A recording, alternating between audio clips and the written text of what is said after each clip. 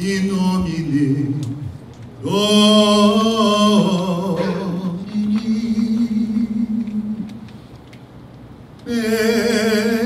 benedictus qui venit in nomine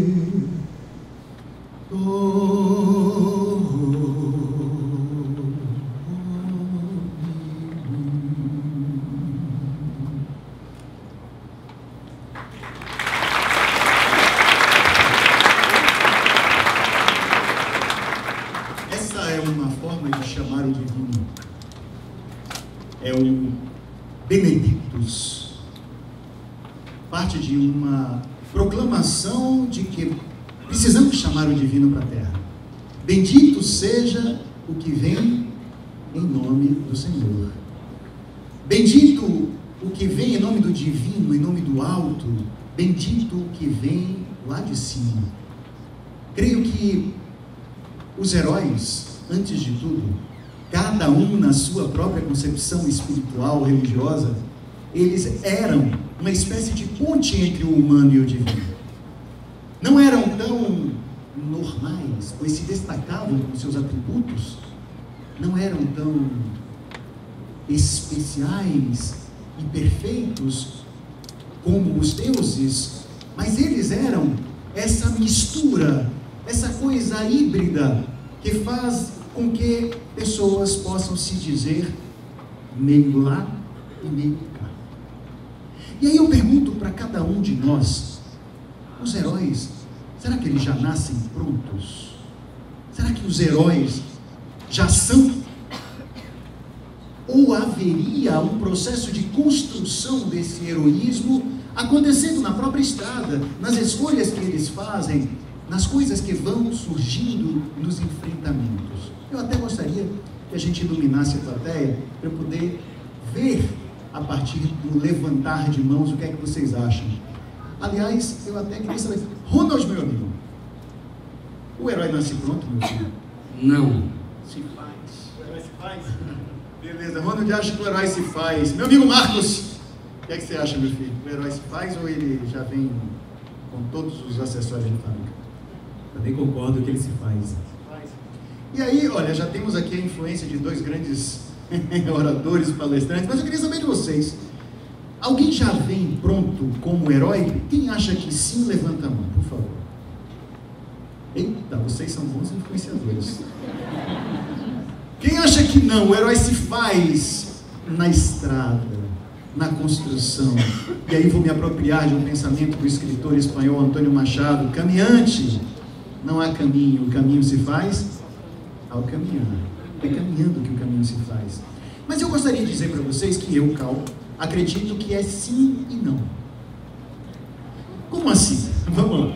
Vamos pensar nos atributos determinantes do herói, coisas que parece que brotam na própria vida dele, como se ele já trouxesse, e aqueles atributos contraditórios, outros que fazem parte da sua própria humanidade, e enfim, todo o caminho que é percorrido pelo herói a partir das suas escolhas, a partir de algo que tão fortemente nos importa nos dias de hoje, que se chama ética, a inteligência a serviço da sabedoria da convivência.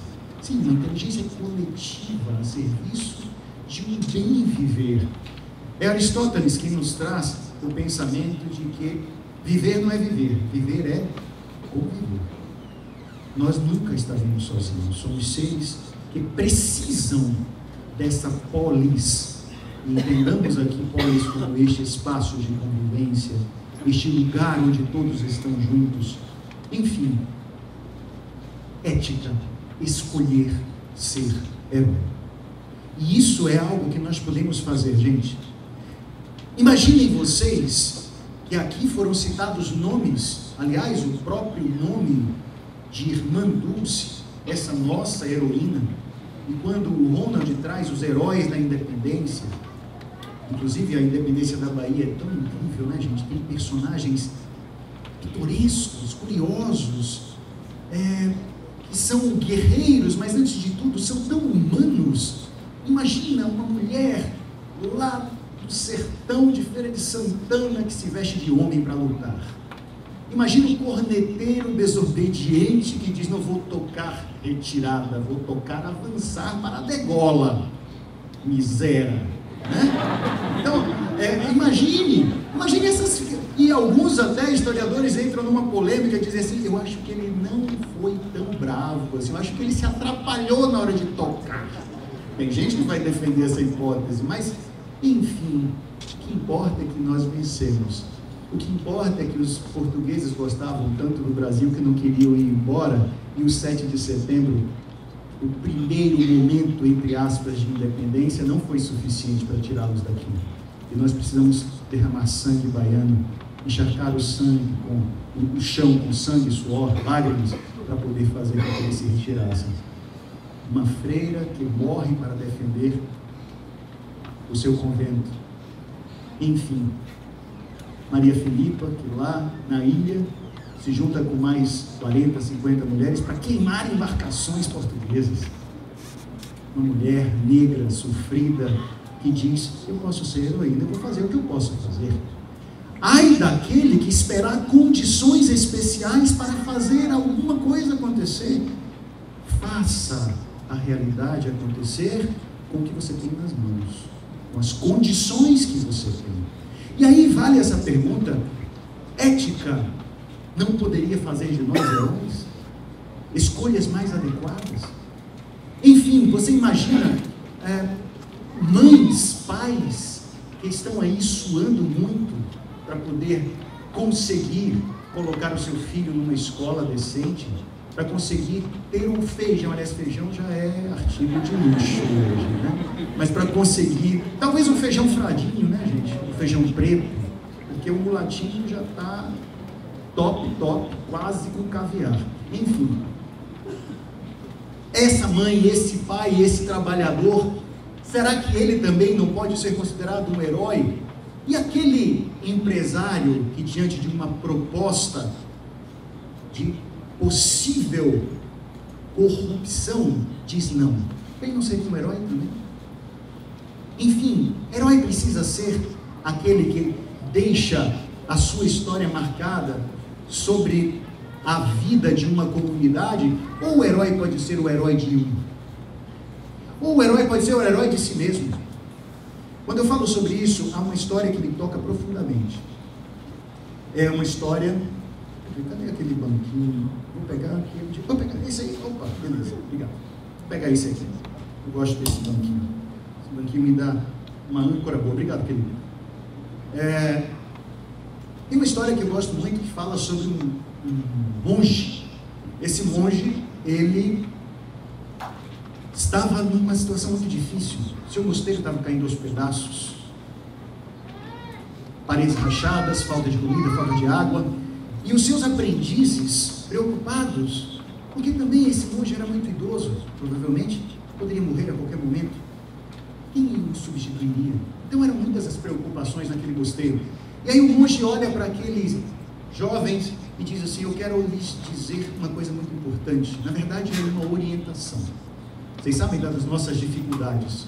Eu quero pedir que vocês desçam à cidade e roubem o quanto puderem e o que puderem. Roubem comida, roubem dinheiro, roubem ferramentas, roubem tudo o que puderem. Os aprendizes dele ficaram loucos, assim, um olhava para a cara do outro, mas o mestre é um mestre tão espiritualizado, tão, com os seus ensinamentos calcados em valores nobres, está nos mandando roubar. Ele sempre foi um herói para a gente. E aí o mestre diz, com um detalhe: só roubem se tiverem certeza absoluta de que ninguém está olhando para vocês. Só serve assim. E aí os rapazes olham um para o outro e descem, vão para a cidade roubar, desde que ninguém estivesse olhando para eles. Enfim, o mestre fica a meditar e quando abre um dos olhos percebe que um único dos rapazes não foi. Estava meditando embaixo de uma árvore. E aí o mestre vai até ele e diz: meu filho, o que aconteceu? Você não desceu com seus colegas lá para baixo para roubar, conforme eu o orientei? E o jovem diz: mestre, é porque eu me lembrei muito da sua última frase. Na sua ordem havia uma recomendação especialíssima, que era: só roubem quando tiverem certeza de que ninguém estará olhando. E mestre, eu preciso dizer que eu sempre estarei olhando. Eu sempre estarei olhando. Tudo que eu faço, a todo momento, eu estarei olhando. E é por isso que quando eu falo sobre heroísmo, eu pergunto: será que nós não podemos ser heróis de nós mesmos? Defender valores que possam fazer com que nossas escolhas sejam escolhas que façam com que sintamos orgulho de nós mesmos? E dizer para nós mesmos: puxa, mandei bem.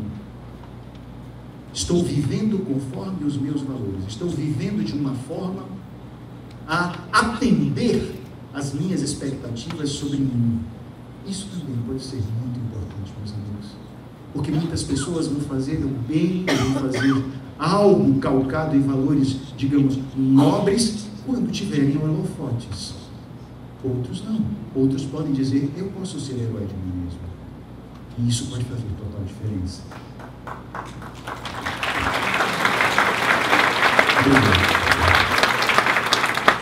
E assim, eu falava com vocês sobre os atributos determinantes, atributos contraditórios.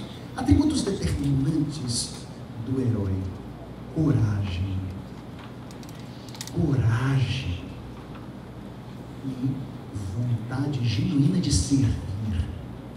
Não vai existir um herói, seja ele mitológico, seja ele na história, que não tenha esses dois atributos simultaneamente. Coragem, por favor, entendam que não é a ausência de medo. Coragem é a capacidade de se perceber o medo que se tem e de se conseguir administrar. Porque, antes de mais nada, todo ser humano tem medo. Desde o momento em que acorda ao momento em que vai dormir. O que vai fazer a distinção entre um herói e um não herói é que o herói enxerga isso e procura ir além do medo que sente. E assim, quando falamos sobre coragem, lembrem, o prefixo é cor. De onde vem cor? Coração é a emoção que nós temos, é esse vigor, essa força, essa propulsão imensa para se fazer as coisas. Gente, coragem. Servir, ímpeto, vontade de servir e coragem. Eu penso muito sobre essas duas realidades. E eu me lembro, por exemplo, de um herói. O que é que dá o tamanho do herói? O que é que vocês acham que dá o tamanho do herói? Meus amigos, não tenho dúvidas. O tamanho do herói, quem dá, são os seus inimigos. São os monstros que ele precisa combater. São as dificuldades, os perrengues que ele vai encontrar na estrada. Herói piquititi vai ter inimigo piquititi. Inimigos gigantescos, heróis gigantescos. Pense na Hidra de Lerna, 9 cabeças devoradoras, 3 fileiras de dentes afiados, e Hércules enfrentando o Héracles, como os gregos gostavam. Que tal a Medusa, os seus cabelos de serpente e olhar terrível capaz de transformar um ser humano em pedra? Perseu enfrentou. O Teseu, como bem lembrou o Ronald, no labirinto enfrentando o terrível Minotauro. Enfim, grandes monstros, grandes inimigos grandes heróis. Ah, tá, e você está reclamando, poxa, a corrupção no nosso país é um monstrinho. É monstrinho, gente? É monstrão. É gigantesco. É uma coisa medonha.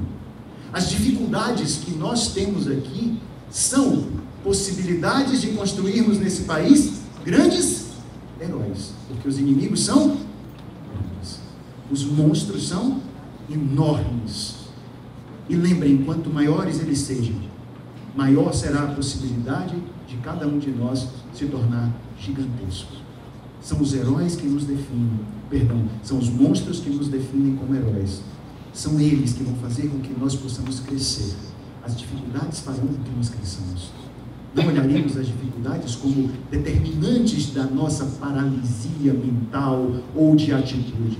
Olhemos para esses monstros com muita vontade de vencê-los. Nós podemos ser os heróis do cotidiano, do dia a dia. Somos brasileiros. Dizem que nós dificilmente recuamos. Nós desistimos muito poucas vezes. Nós não desistimos para alguns. Mas nós temos um vício, que é o vício de acreditar que o Brasil é o país do futuro. É triste isso, porque o futuro é um tempo que nunca chega. Se nós ficarmos sempre pensando no Brasil como um país do futuro, não sei quem foi o miserável que inventou isso. Então vai dar uns tapas. Mas quem inventou isso esqueceu que o futuro é algo que não existe. O presente existe. E nós precisamos no presente vencer esses desafios. E é assim que alguma coisa acontece. O único tempo que nós temos é este agora. Agora, o que estamos fazendo para que a nossa vida tenha um pouco mais de heroísmo? E enfim, gente, o prazer de servir. Coragem e prazer de servir. Pense bem, numa determinada história, num conto de fadas, aparece um rei e encontra um cavaleiro e diz assim: cavaleiro, por favor, você precisa salvar a minha filha, a princesa. A princesa está presa no alto de uma torre, foi colocada lá por um bruxo, e existe um dragão medonho tomando conta desta torre. Eu preciso de um cavaleiro bravo que possa ir lá para poder enfrentar. Aí o cavaleiro olha para o rei e diz assim: e quanto o senhor me paga para isso? Este é herói? Os nossos narradores de história nunca vieram para nós para contar uma história onde o herói diz isso. Olha, eu aceito cartão. Tá? Se eu pague 8 vezes, eu vou salvar a sua filha. Não existe isso. O herói tem um prazer em quê? Ele quer deixar uma marca. E ele tem vontade em tempo presente, não é para o que vai acontecer depois daquilo. Ele tem tesão em fazer, ele tem vontade de fazer, ele quer fazer. Ele está em tempo presente. Presença. O herói é alguém de presença. E aí falávamos sobre esses atributos determinantes: coragem, disposição para servir. E que seriam esses atributos contraditórios? Gosto muito do pensamento junguiano, e estudando mitologia a partir de pensadores junguianos.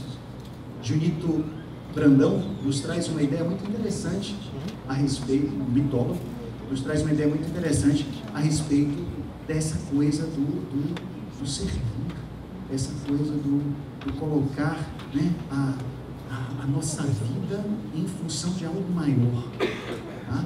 Então, imagine um herói como Aquiles. Aquiles chega para sua mãe Tétis, uma nereida, uma deusa das águas, e diz: mãe, eu estou em dúvida, eu vou ou não para a guerra de Troia? Tétis olha para ele e diz: meu filho, se você quiser ir, você vai se tornar um herói. Se você não quiser ir, você vai ficar aqui e vai ter uma vida muito feliz. Observe, se você não for, você vai ficar aqui e terá uma vida muito feliz. Você se casará, terá filhos. Seus filhos vão te amar muito, sua esposa vai te amar muito. Seus netos vão te amar, mas não muito, porque eles não vão te conhecer tanto quanto seus filhos. Seus bisnetos ouvirão suas histórias, mas te amarão menos. E um dia, talvez, na quarta ou na quinta geração, ninguém mais lembrará de você. Mas você terá uma vida feliz. Ah, mas se você for para a guerra, todos falarão de você por toda a eternidade. Com um detalhe: você não voltará. Você morrerá jovem, mas você deixará a sua vida e a sua obra e aquilo que você fizer como marca indelével na história de todos os seres humanos. Todos eles, todas as eras, lembrarão de você. Mas a decisão é sua. Aquiles decidiu o que, gente?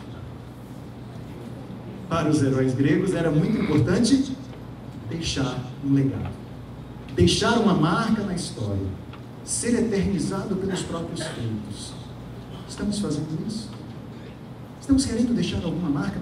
Que seja para eu volto a dizer, não precisa imaginar, como os gregos imaginavam, uma história, algo que seja falado por todas as pessoas o tempo todo. Seja herói de mim, seja herói da sua família, seja herói dos seus vizinhos, mas seja herói pelo prazer de fazer algo por uma história melhor para aqueles que estão com você.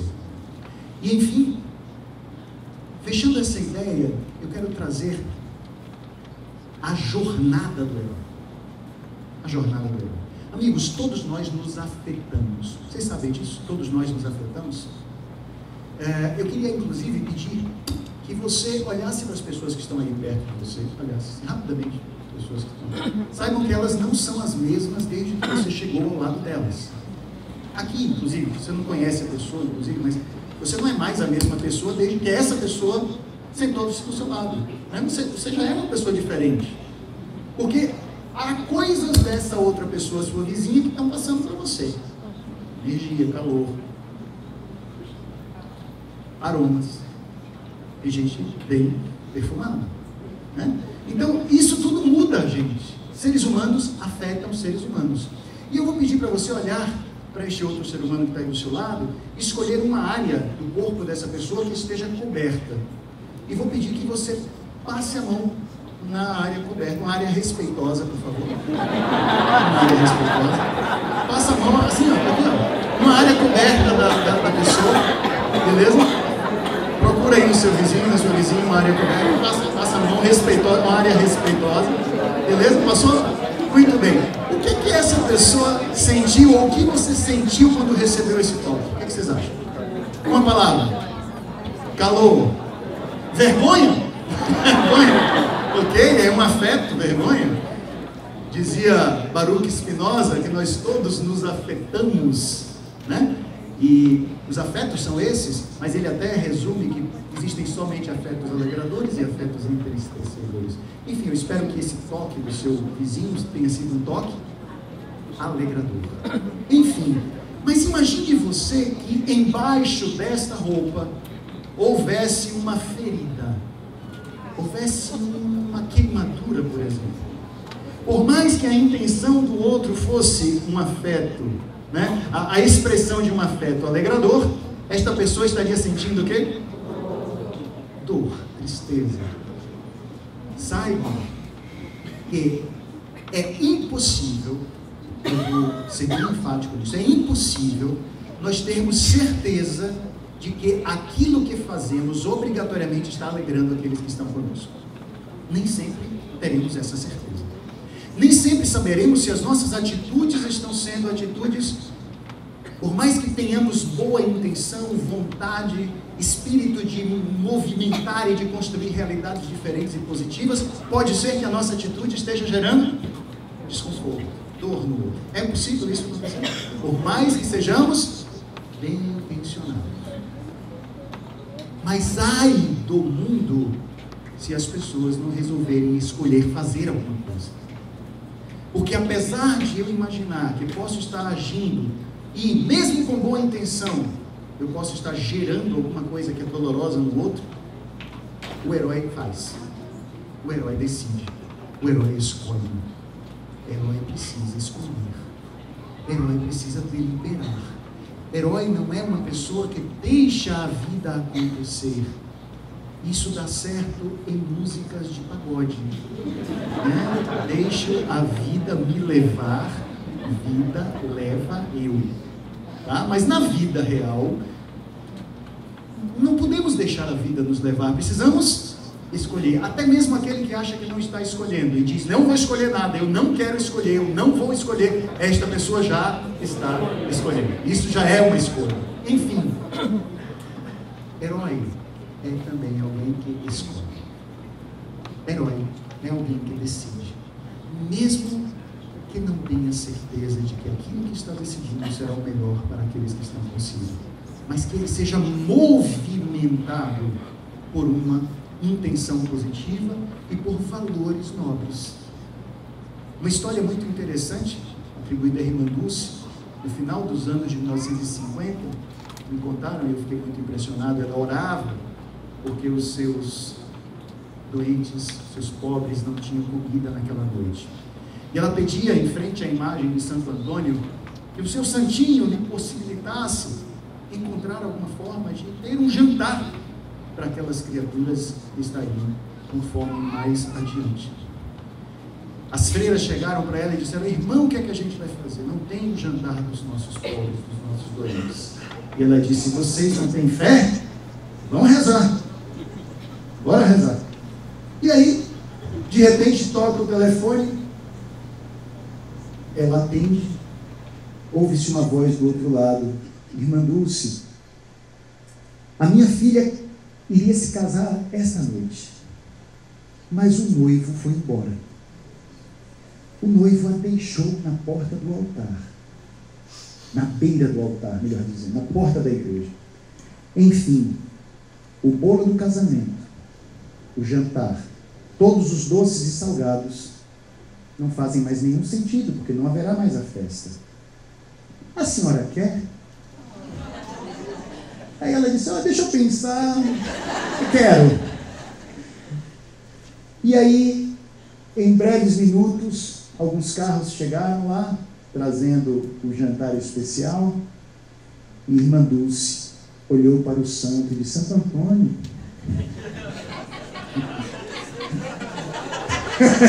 muito obrigada, né? Mas não precisava tirar o noivo da moça? Agora, já que estás no comando, eu tenho uma crença, disse ela, de que é porque ela merece noivo melhor. Enfim,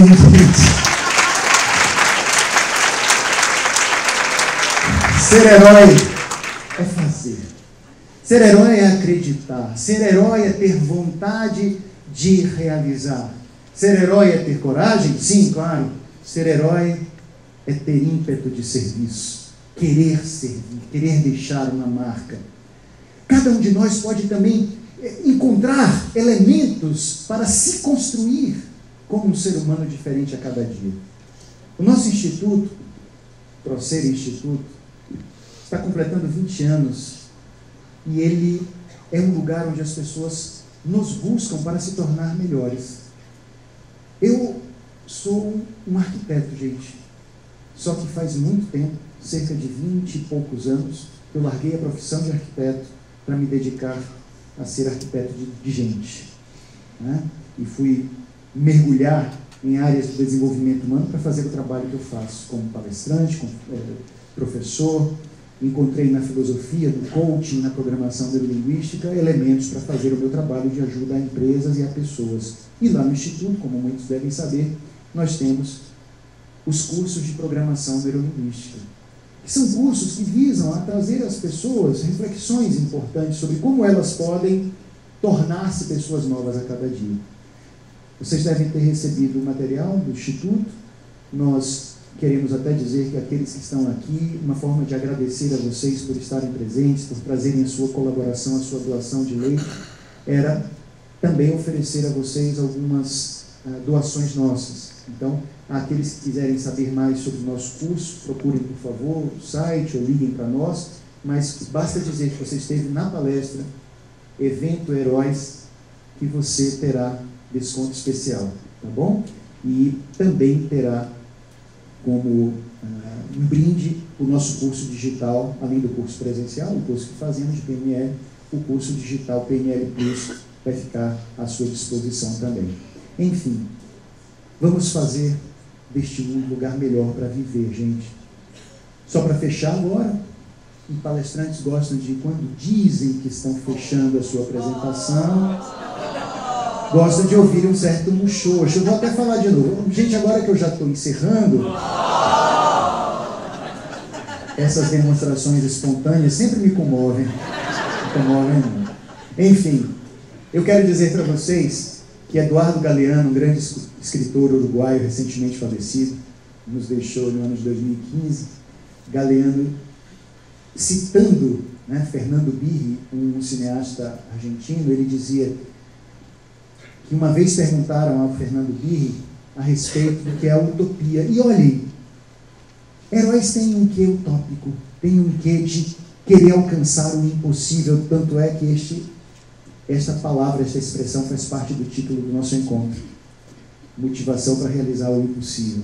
Os heróis, com todas as suas dificuldades, com todos os seus trabalhos, com tudo aquilo que eles precisam fazer no dia a dia, e você pode ser herói, você pode ser heroína, você pode ser uma pessoa que acredita no impossível, que acredita no mínimo no difícil. Enfim, perguntaram a ele o que era a utopia. E aí ele disse, olha, a utopia é o horizonte, ela está lá no horizonte. Eu ando 2 passos, ela foge 2 passos. Eu ando mais 10 na sua direção, o horizonte corre 10 passos. Por mais que eu tente me aproximar, ele se afasta de mim. Então, para que serve a utopia?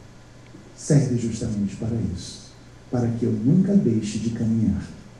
Os heróis nunca deixam de caminhar. Os heróis querem seguir adiante. Não dá de um jeito? Faz de outro. Não consegue de uma forma? Procura uma outra. Está difícil? Consiga ajuda. Peça ajuda. Porque herói não é aquele que constrói sozinho. Herói é aquele que, em vez de encontrar desculpas, constrói caminhos. Muito obrigado a vocês.